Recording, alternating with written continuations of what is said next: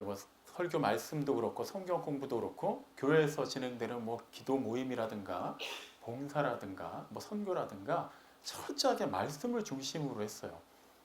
그러다 보니까 뭐 예배도 많고 그만큼 좀 보수 성향의 신앙의 색깔을 띠고 있었습니다. 근데 특히 그 교회가 조금 더 드러나는 모습이 뭐였냐 하면 주일 성수로 굉장히 철저하게 했다라는 거예요.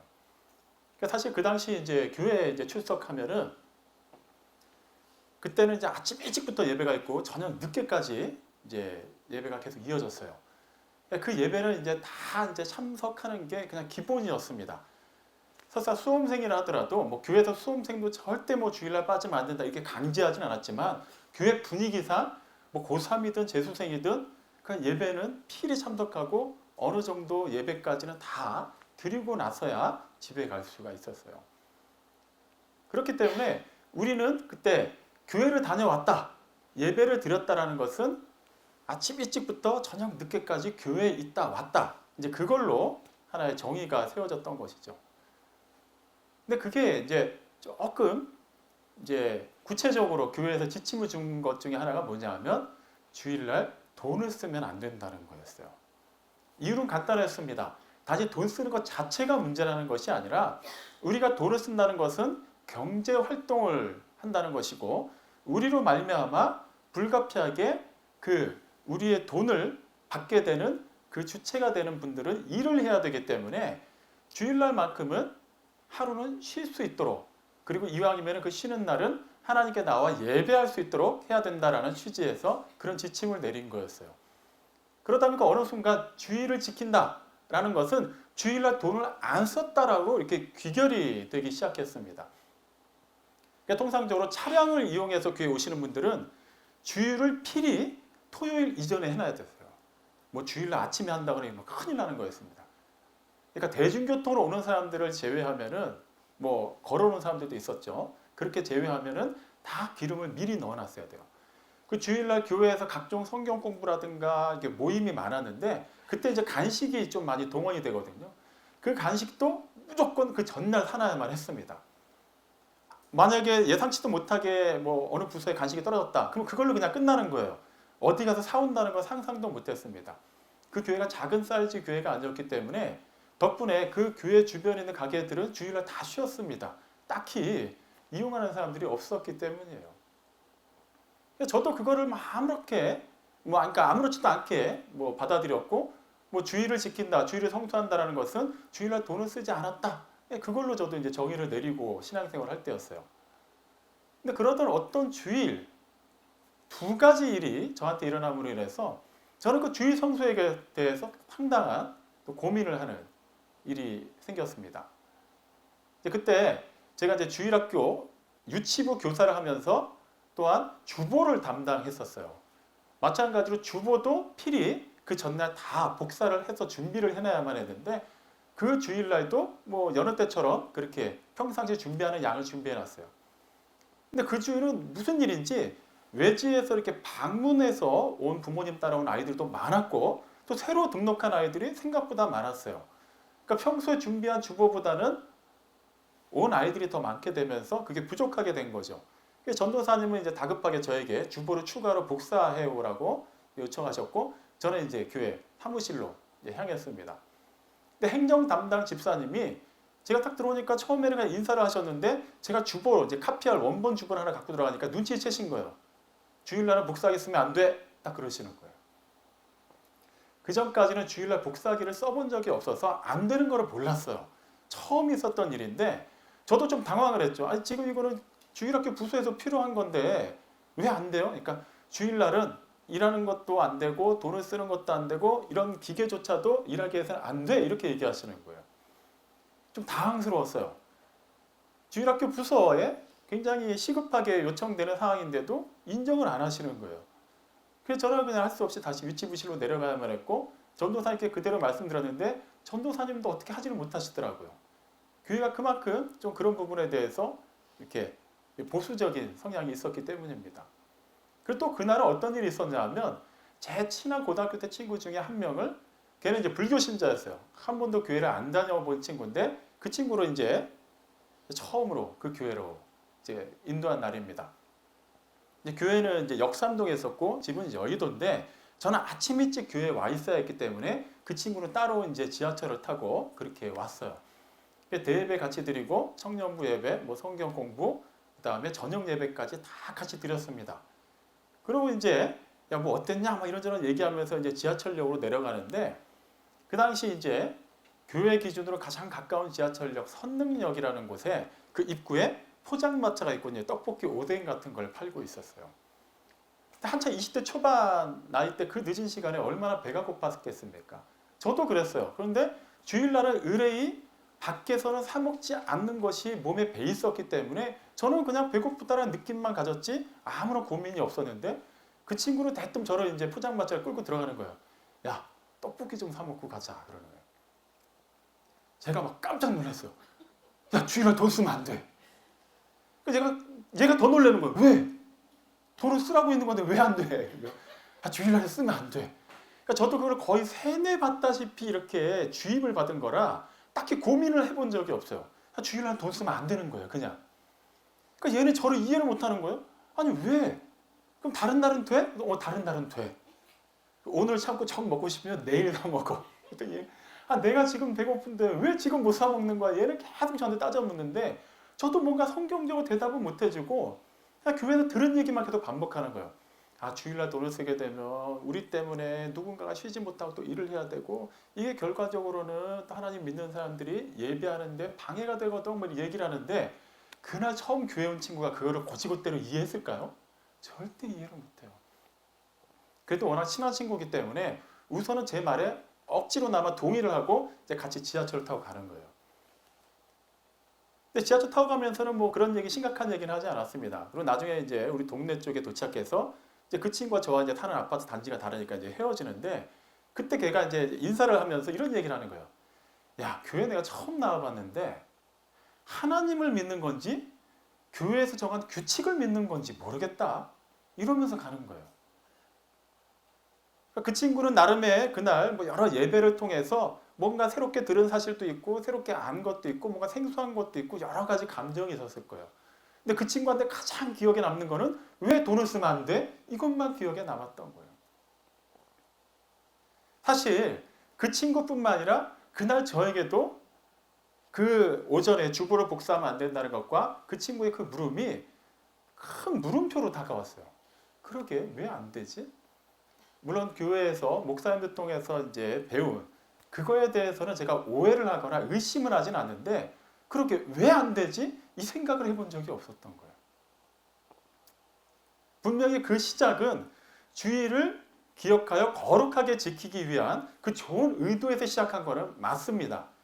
이왕이면 조금 더 하나님께 집중하기 위해 조금 더 세상적인 것으로부터 좀 구별하기 위해 조금 더 나 자신이 하나님께로만 집중하기 위해서 그러한 나름의 규칙을 정한 것은 충분히 이해할 만하죠. 그런데 그 좋아 보이는 규칙들에는 맹점이 하나가 있었던 거예요.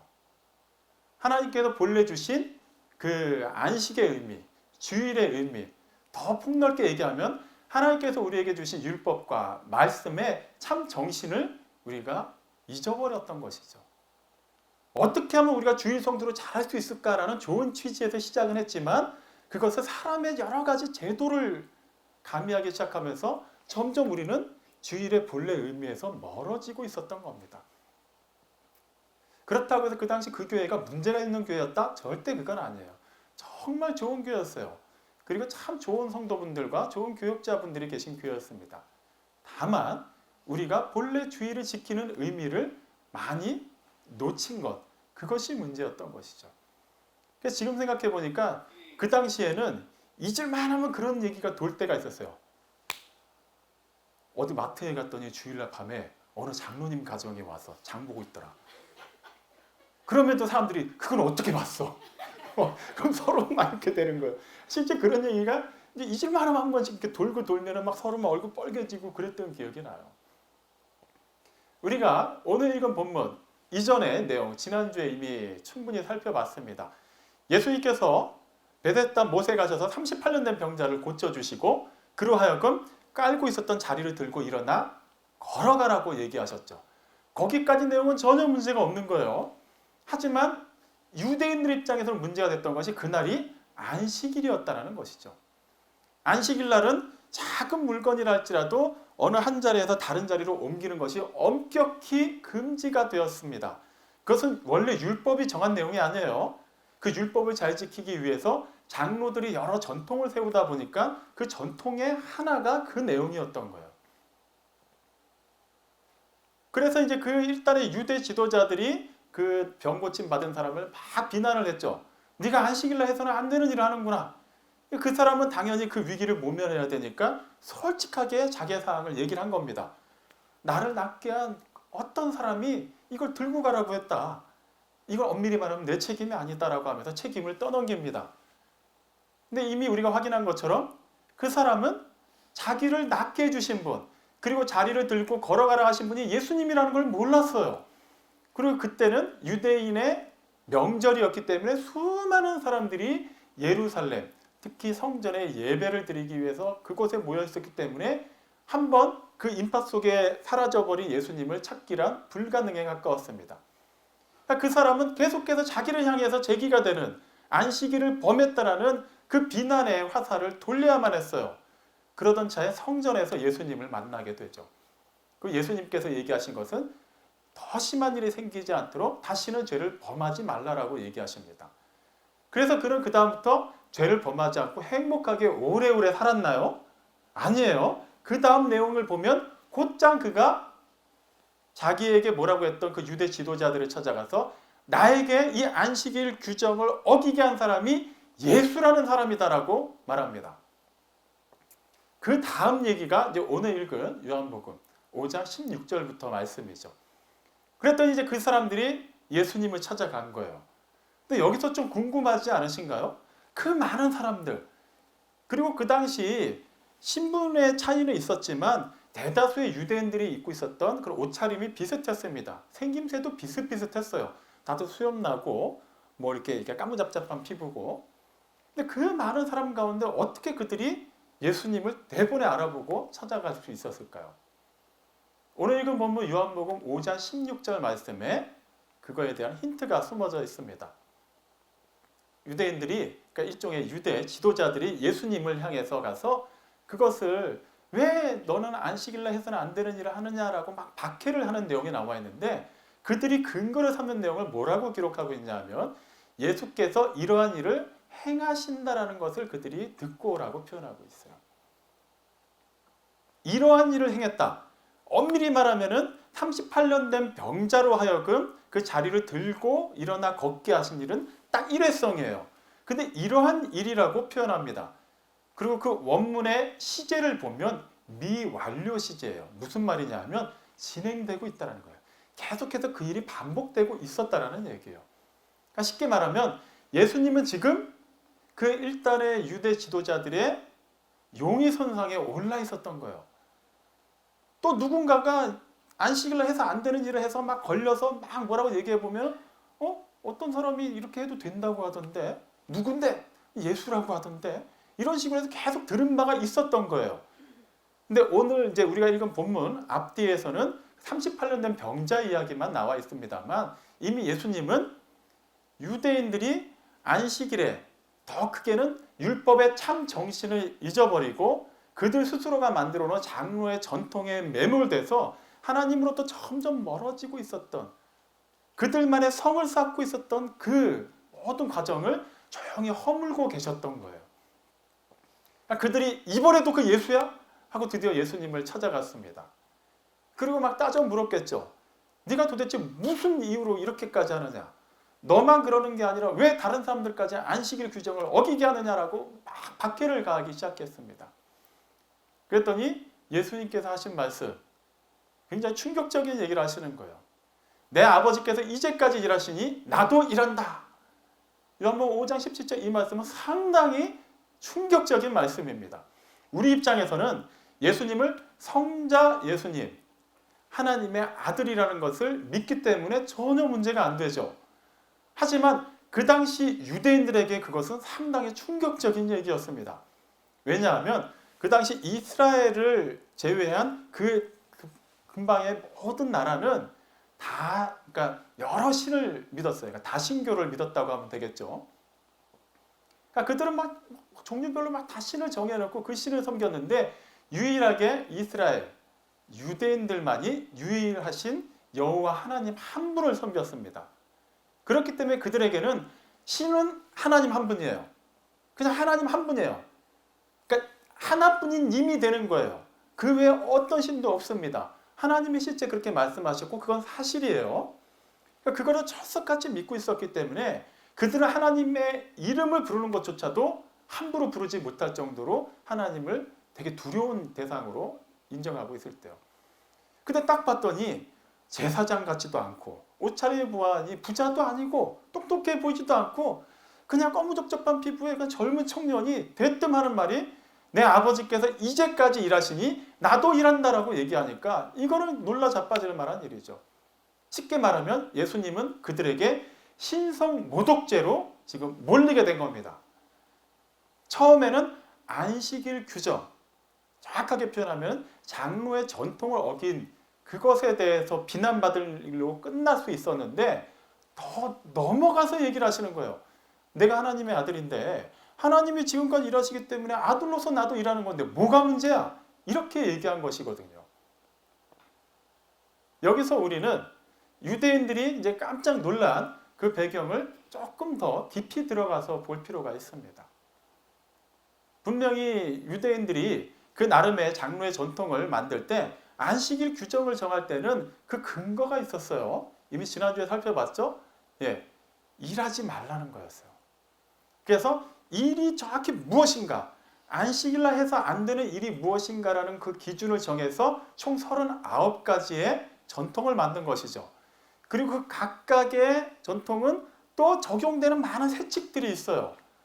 그러다 보니까 그들은 그 하나하나 지키는 거에만 몰두할 뿐이지 안식일을 주신 하나님의 그 음성을 듣지 못하고 있었습니다.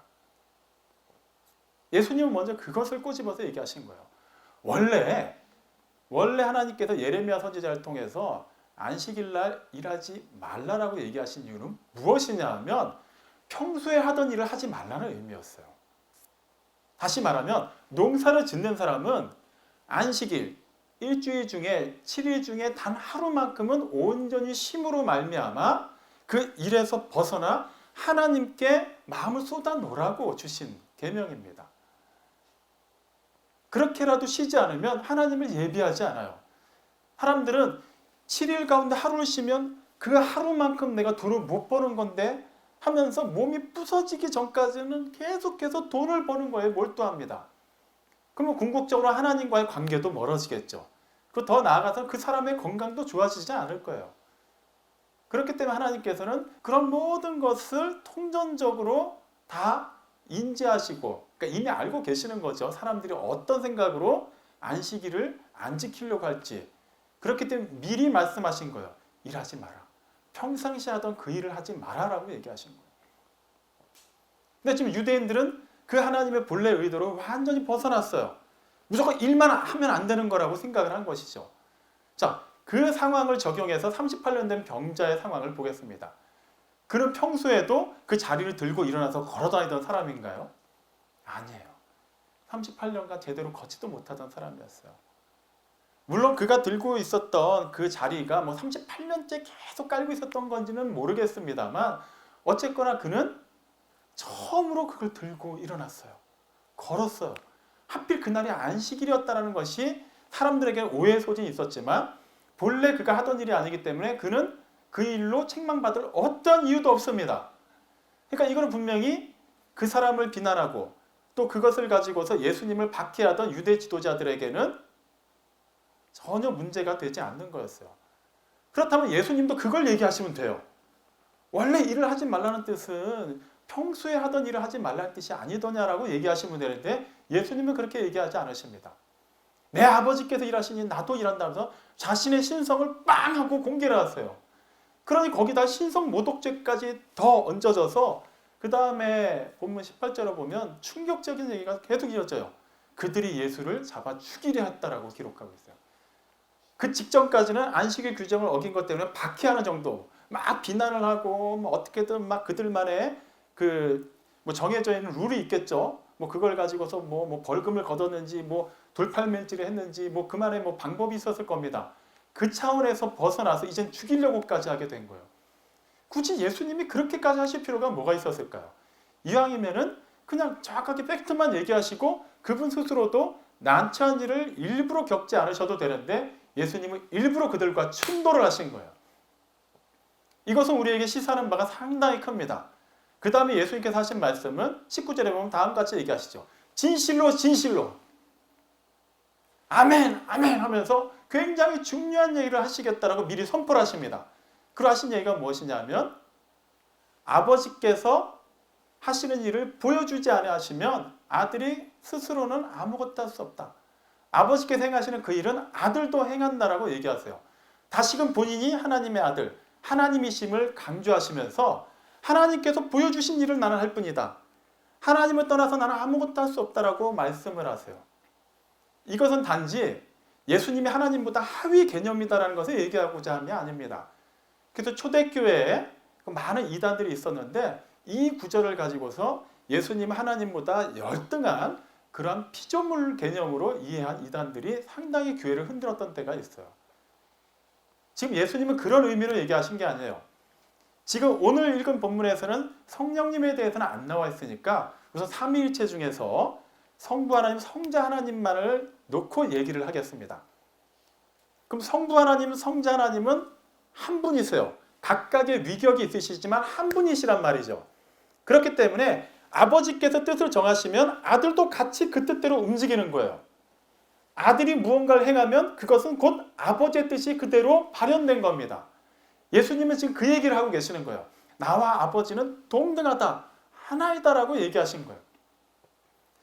이 얘기는 우리에게 참으로 큰 은혜가 됩니다. 사실 우리는 잘은 모르겠지만 삼위일체, 그래 각각의 성부 하나님, 성자 하나님, 성령 하나님이 계시는데 또한 그 위격은 한 분이시다라고 좀 막연하게 알고는 있어요. 그러다 보니까 그거에 대해서 크게 은혜를 못 받습니다. 잘은 모르겠지만 그렇다니까 그냥 그런 줄 믿는 거예요. 근데 이게 왜 은혜가 될까요? 아버지와 아들이 하나님과 예수님이 하나가 되셔서 함께 움직이신다는 이 사실이 너무나도 큰 은혜가 될 수밖에 없는 이유입니다. 말씀을 드릴게요. 하나님께서는 태초에 천지를 창조하셨죠. 어떻게 창조하셨죠? 어떤 재료들을 가지고 만드셨나요? 아니에요. 말씀으로 창조하셨어요. 그러니까 조금 더 쉽게 말씀드리면 하나님, 성부 하나님은 말씀하셨고 말씀이 그 하나님의 뜻을 따라서 창조하신 거예요. 따로따로가 아니라 하나로서 그렇게 동시에 이루어졌다는 겁니다. 그 요한복음 1장 14절은 뭐라고 기록하고 있죠? 말씀이 육신이 되어 우리 가운데 거하셨다라고 표현해요. 그분이 바로 성자 예수님입니다. 그렇기 때문에 우리에게 이 사실이 너무나도 큰 은혜가 되는 거예요. 말씀이 육신이 되어 우리 가운데 거하셨는데 그것은 2000년 전에 유대, 갈릴리, 사마리아 이쪽 지방 사람들에게만 해당되는 것이 아니라는 것이죠. 히브리서 13장 8절 말씀 우리는 너무나도 잘 알고 있습니다. 우리 주님께서는 어제나 오늘이나 영원토록 동일하시다라는 것을 말이죠. 그 주님께서는 영원 전부터 계셨던 그 주님께서는 전혀 아버지와 분리됨이 없이 함께 계셨으며 2000년 전에도 계셨고 지금 우리와도 함께 계신다라는 겁니다. 그렇기 때문에 이 사실이 우리에게 너무나도 놀라운 은혜가 되는 것이죠. 예수님께서는 오늘 말씀을 통해서 안식일에 대해서 좀 더 크게 얘기하면 율법에 대해서 그리고 하나님의 아들이 우리 가운데 거하시는 것에 대해서 두 가지를 알려주심으로 말미암아 우리에게 놀라운 은혜를 끼쳐주세요. 안식일에 대해서 다시 한번 살펴볼게요. 주님께서 그렇게 안식일의 참 정신을 깨달아 알게 해주심으로 말미암아 우리도 안식일에 참여할 수 있게 해주셨다는 거예요. 그게 무슨 말이죠? 내가 쉬고 싶으면 쉬는 거고 어차피 주일날 특별한 일 아니면 내가 교회로 나오는 건데 그게 뭐가 쉬는 것이고 뭐가 안식이지? 이렇게 얘기할 수 있어요. 유대인들이 계속해서 안식일날 쉬어야 된다는 것을 강조한 이유는 하나님의 창조 사역에 관한 이야기 때문이었습니다. 하나님께서 창조하신 그 내용을 창세기 1장, 2장을 보면 며칠에 걸쳐서 창조하셨죠? 6일에 걸쳐서 창조하셨어요. 그리고 일곱째 되는 날 제7일에 안식하셨습니다. 그렇기 때문에 하나님도 쉬셨는데 감히 사람이 이렇게 생각을 하게 된 거예요. 그럼 여기서 우리가 조금 더 주의 깊게 살펴볼 것은 하나님은 제7일 날 쉬셨어요. 창세기 내용대로 하면. 그렇다면 제8일 날부터 다시 일하셨나요? 그리고 14일째 되는 날 쉬시고 이렇게 하나님도 주기를 갖고 쉬셨나요? 아니에요. 하나님은 제7일째 되는 날 쉬시면서 계속 안식하신 거예요. 근데 여기서 오해하시면 안 되는 게 하나님은 창조 사역에서 안식을 하신 것이지 그분의 하시는 모든 일을 내려놓으신 게 아니라는 거예요. 만약에 하나님께서 정말로 7일째 되는 날마다 쉬신다면 이 우주는 어떤 일이 벌어질까요? 매 주일마다 온갖 무질서함으로 아마 이 우주는 사라져 버릴 것입니다. 하나님께서 이 우주를 운행하게 하시고 여전히 사랑하시고 경우에 따라 심판하시고 인도하시고 보호하시는 그 일을 쉬신다면 우리는 이 자리에 아무도 있지 못할 거예요. 그렇기 때문에 하나님은 계속 일하고 계시는 거예요. 그런데 쉬실 필요가 없으신 그분 전혀. 그러니까 이사야서 40장 28절 말씀 보면 하나님은 결코 피곤해하지 않으신다고 기록하고 있습니다. 쉬실 이유가 없어요. 쉬실 분도 아닙니다. 근데 왜 쉬셨냐면 본을 보여주시기 위해서요. 좀 쉬운 예를 들어볼게요. 좀 정확한 예는 아닙니다만 어느 회사 부서에서 이제 회식을 갔어요. 그리고 그 회식 자리에 가장 높은 상사가 그날은 이제 자기가 살 테니까 마음껏 다 시키라고 한 거예요. 근데 거기가 중국집인데 그 상사가 얘기를 합니다. 다 시켜. 근데 이 집은 짜장면을 잘해. 나는 짜장면. 이러면은 그 밑에 부하 직원들은 그 이상 메뉴를 시키는 게 조금은 부담이 됩니다. 설사 짜장면이 정말 맛있는 집이라 할더라도 근데 좀 비싼 거 시키라고 좀 강권을 하거나 본인 스스로가 어느 정도 가격대 있는 걸 먹으면 다른 사람도 좀 더 부담이 덜 하겠죠. 마찬가지예요. 하나님이 먼저 본을 보여주신 거예요. 나도 쉰다. 나는 전혀 피곤함을 느끼지 못하는데도 쉰다. 하지만 너희는 유한한 인생이기 때문에 쉬어야만 한다. 그래야만 나와의 관계가 더욱더 온전해질 수 있고 그리고 너희 몸도 그래야만 회복이 될 수 있다는 것을 알려주신 거예요. 첫째는 이 놀라운 은혜가 그 안식일 속에 숨어져 있는데 사람들 스스로가 그 안식일을 막 고행하는 날로 만들어버린 거예요. 이거 들면 안 돼. 저렇게 하면 안 돼. 저렇게 행동하면 안식일을 범하는가 하면서 온갖 스트레스로 오히려 안식일 자체가 하나님께 집중하기보다는 내가 뭘 했지? 뭘 안 했지? 그걸 생각하게 만들어버린 것이죠. 어떻게 보면은 제가 초반에 말씀드린 대학 청년 시절에 그 교회에서 주일날은 돈을 쓰면 안 되고 이런 일을 하면 안 되고 했던 그런 규정들도 엄밀히 말하면은 좋은 취지에서 하나님을 더욱더 깊이 알고 예배하기 위해서 시작한 것임에도 불구하고 본래 본질에서 조금 멀어졌던 것이죠. 그 다음에 예수님이 하나님의 아들이 되심이 왜 우리에게 은혜가 되는지를 살펴봅니다. 이미 말씀드렸어요. 그 당시에만 계신 하나님이 아니라 지금도 계시는 하나님. 그렇다면은 하나님은 그때만 일하신 게 아니라 지금도 일하신다는 거예요. 하나님의 일하심은 성자 하나님을 통해서 또한 성령 하나님을 통해서 계속해서 우리 가운데 일어나고 있다는 겁니다. 요한복음 1장부터 5장까지 내용만 가지고 한번 살펴볼게요.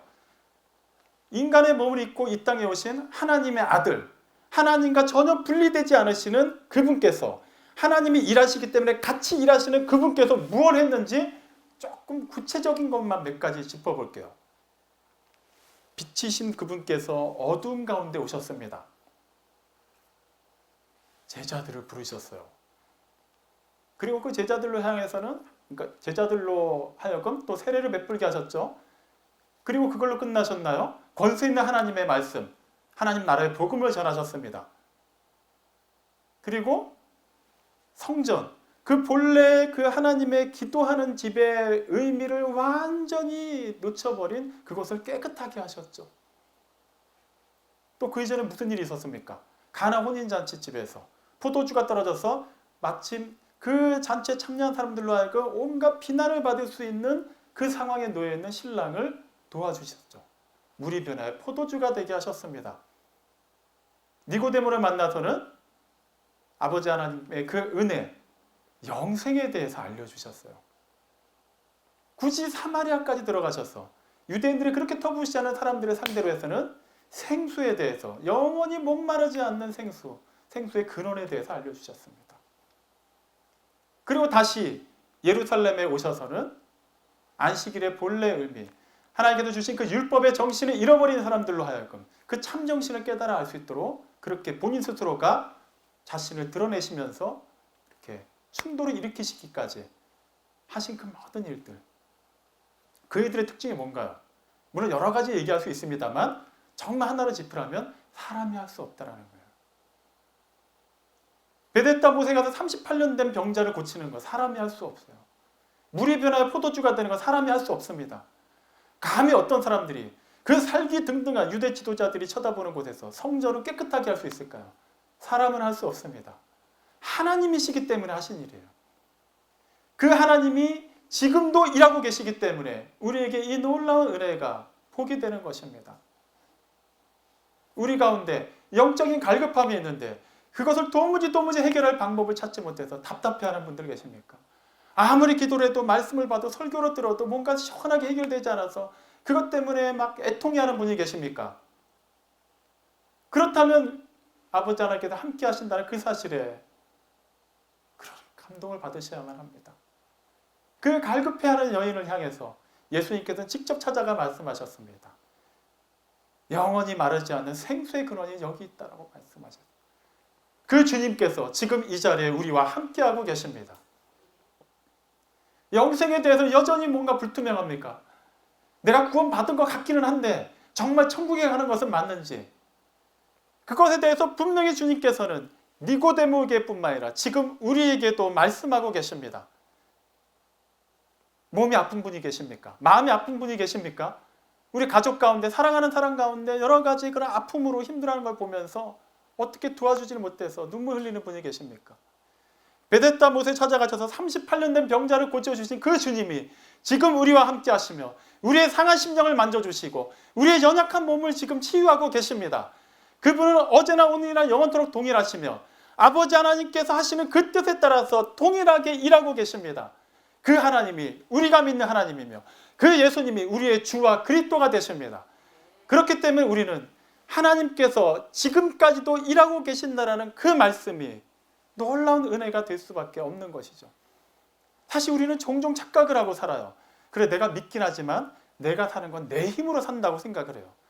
내가 공부를 해서 그 직장에 들어갔고 내가 그렇게 실력을 쌓아서 이렇게 돈을 벌고 있는 것이고 내가 어쨌거나 건강을 유지하기 때문에 이렇게라도 소득을 창출할 수 있는 것이고 그러한 것을 바탕으로 해서 생긴 그 수입의 일부분을 내가 교회에다 헌금하는 것이고 우리는 이렇게 착각할 때가 너무나도 많이 있죠. 아니에요. 오늘 밤이라도 지금 이 순간에도 하나님께서 우리 누군가를 데려가신다면 그는 더 이상 내가라고 말할 수 있는 처지가 못 됩니다. 우리가 살아있는 것 이 자체는 하나님께서 일하고 계시기 때문에 가능한 일이에요. 그럼 하나님께서 일하고 계신다는 것, 이 자체 그것으로 끝나야만 할까요? 아니죠. 하나님께서 일하시는 그 근본적인 이유가 무엇입니까? 그분의 속성이기 때문에, 그분의 속성인 사랑이 있기 때문입니다. 굳이 하나님의 아들이 인간의 몸을 입고 이 땅에 오셔서 하나님의 뜻을 따라서 그분이 일하셨던 이유를 요한복음 3장 16절은 뭐라고 말하고 있죠? 하나님이 세상을 이처럼 사랑하셨기 때문이라고 얘기합니다. 결과적으로 하나님께서 율법을 주신 것, 하나님의 하나님 되심을 우리에게 알려주신 것은 하나님의 사랑을 깨달아 알게 하시기 위함이에요. 우리는 그것을 알고 있습니까? 지금 주일을 성수한다고 이 자리에 나와서 예배드리고 있는 여러분 한 분 한 분은 정말 그 하나님의 그 치유하심과 하나님의 회복하심과 하나님의 사랑하심과 하나님의 그 구원의 역사로 말미암아 감동이 새로워지고 있습니까? 우리는 우리 자신을 다시 한번 살펴봐야 돼요. 하나님은 여전히 사랑의 하나님으로 일하고 계시고 우리 안에서 우리를 초월해서 역사하시는데 왜 우리에게서 사랑이 드러나지 않고 왜 우리에게서 여전히 세상의 논리가 파헤치고 있는 것이며 왜 우리에게서 여전히 하나님과의 관계보다는 사람 사이에서의 관계에 더 집중이 되냐는 것이죠. 사랑하는 성도 여러분, 하나님은 예전에만 아니라 지금도 동일하게 우리 안에서 역사하고 계십니다.